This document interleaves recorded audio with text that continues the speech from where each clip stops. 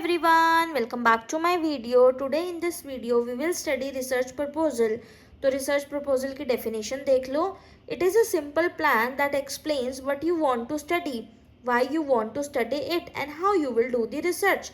Suppose आपने study करने के लिए कोई एक topic decide किया है, फिर आपको उस टॉपिक को अगर आपने डिसाइड कर लिया तो आप उसको क्यों स्टडी करना चाहते हो उसी टॉपिक के ऊपर ही, और फिर आप अपनी रिसर्च को कैसे कंडक्ट करोगे. तो this is what research proposal is. Now steps in writing the research proposal. Research report is the product of slow process है, पेन्स टेकिंग है, एक्यूरेट एंड इंडक्टिव वर्क है. The usual steps involve in writing report are: first is logical analysis of the subject matter, second preparation of the final outline, third preparation of the rough draft, rewriting and polishing fourth step, fifth preparation of the final bibliography, sixth writing the final draft. Now format 1, इसको understand करो कि research proposal जब हम करते हैं तो कौन कौन से स्टेप्स इसमें इन्वॉल्व हैं. फर्स्ट इज टाइटल पेज, जो हमारा फर्स्ट पेज होता है टाइटल का पेज होता है. Second certificate from the university लगता है, certificate of advisory third, fourth acknowledgement, fifth introduction. Introduction तो दोगे ना आप जो स्टडी करोगे उसकी, तो उसमें कुछ फर्दर पॉइंट्स हैं वो देख लो.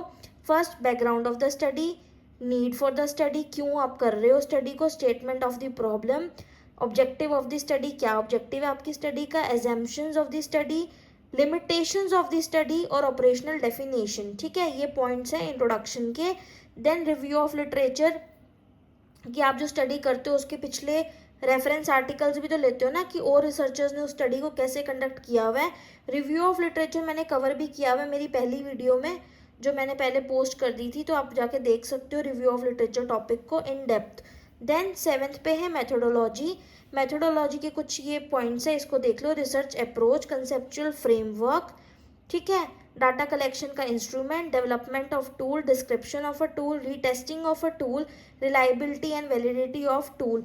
बेसिकली आप मेथोडोलॉजी में ये बताते हो कि आप कैसे रिसर्च को कर रहे होगे, तो क्या क्या इंस्ट्रूमेंट्स आपको यूज़ होंगे, किस पॉपुलेशन पे आप स्टडी कर रहे हो और आप अपना डाटा कैसे कलेक्ट करने वाले हो. ठीक है, फिर जैसे इसमें बताया भी है population, setting and its description, sampling की टेक्निक क्या रहेगी, प्रोसीजर ऑफ डाटा कलेक्शन का प्रोसीजर कैसा रहेगा, problem face during data collection, क्या क्या आपको दिक्कतें आएंगी डाटा कलेक्शन में, plan for analysis of data. Then eighth पे है एनालिसिस एंड इंटरप्रिटेशन. इसका मतलब होता है result. Analysis of identification and data, first point. Analysis of data according to the problem, second point. Third major findings. Ninth पे है summary, conclusion and recommendations. 10th bibliography, 11th अपेंडाइसिस, 12th पे है abstract. ठीक है, एब्स्ट्रैक्ट को कैसे लिखते हैं, इसका क्या कंटेंट है, इसका फॉर्मेट क्या है एब्स्ट्रैक्ट को लिखने का. एब्स्ट्रैक्ट होता है एक समराइज्ड फॉर्म में, जैसे जो आपने पूरी रिसर्च की होती है ना उसका एक छोटा सा ये लगा लो एब्स्ट्रैक्ट बनता है. 150 to 165 ऐसे कुछ वर्ड्स का बनता है. ऑलमोस्ट तो वैसे 150 वर्ड्स का ही होता है. ठीक है, कंटेंट ऑफ द फॉर्मेट में क्या क्या कंटेंट है देख लो आप. फर्स्ट प्रिलिमिनरी सेक्शन और फ्रंट मैटर, जिसमें title page, approval sheet, acknowledgement अगर कोई है तो, प्रीफेस और foreword, table of contents, list of tables, list of figures. Then main body of the report, introduction, इसमें क्या statement of the problem, significance of the problem, purpose of the study, assumptions and limitations, definition of important terms, statement of hypothesis, assumptions underlying hypothesis. Now B, review of related literature or analysis of previous research. C, design of the study लिखोगे, क्या procedure used किए हैं, method of data gathering, instruments. D पे है presentation, analysis of data, text, table, figures. Summary and conclusion में brief restatement of the problems and procedure, description of the procedure used, recommendations for further research. Third reference section, bibliography, appendix, index if any.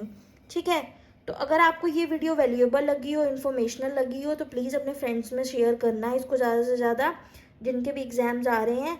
And thank you so much watching for this video. Bye, मिलते हैं next video में, तब तक के लिए अपना ध्यान रखना.